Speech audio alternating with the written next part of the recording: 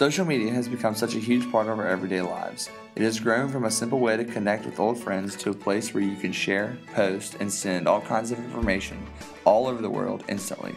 It's because of this easy ability to share and connect that we often allow popular social media sites such as Facebook, Instagram, Twitter, and Pinterest to capture our time when instead we should be studying or working. This is especially a large problem for college-age individuals, as studies show their age group makes up the largest portion of social media usage. Almost 67% of people that were interviewed in a survey on Clemson's campus said that they access social media sites up to 10 times every day, and on top of that, many of them admitting to posting on these sites more than 3 times every day as well. According to statisticbrain.com, 98% of 18 to 24-year-old people access social media daily, and 22% of teenagers log on to Facebook more than 10 times per day. The average amount of time people spend on social media monthly is 15 hours and 33 minutes.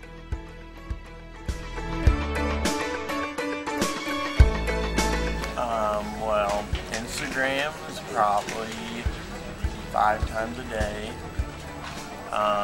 Facebook is probably 3. Twitter's not a lot, and Vine is the new, so you know that's like twice every 3 hours. A lot, probably like 10 times in an hour. Probably more than 20. Probably like 3 times.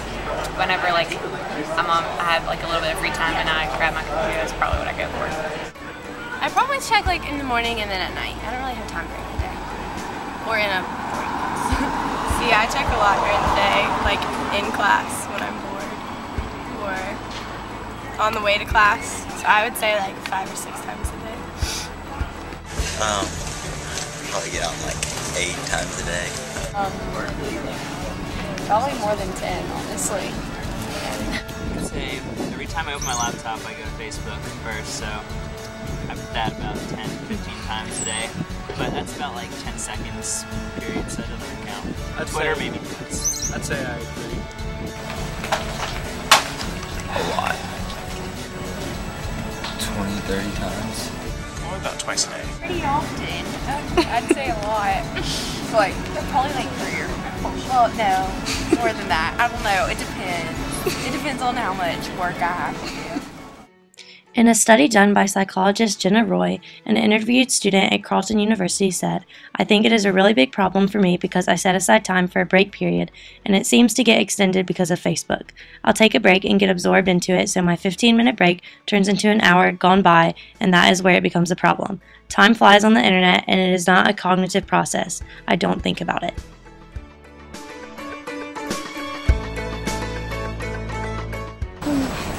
Like 5 times a day, maybe. Well, I'm not in class that many times. 2. On my phone, I'll get on Twitter or Instagram. No.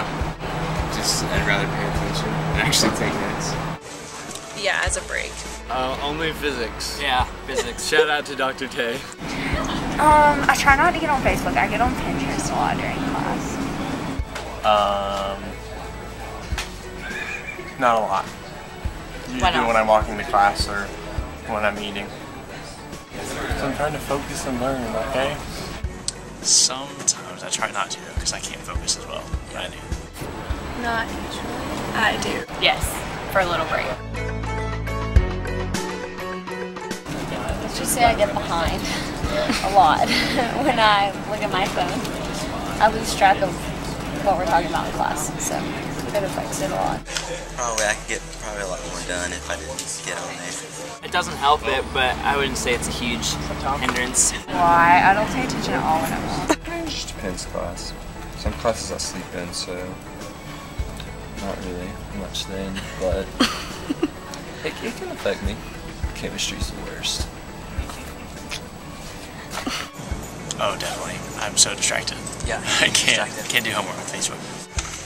Yeah, because I mean, I don't need half those breaks. I just don't want to study.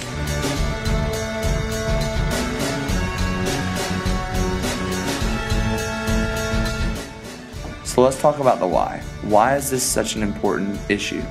Look back 10 years ago and see where social media was then, and now look at where it is now.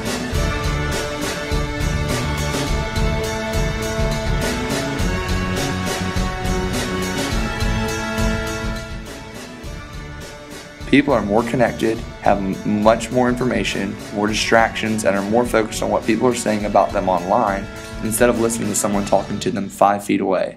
If we allow this type of rapid growth over the next 10 years, we will not only experience a decline in our academic success, we will also see a decline in the amount of tangible personal relationships.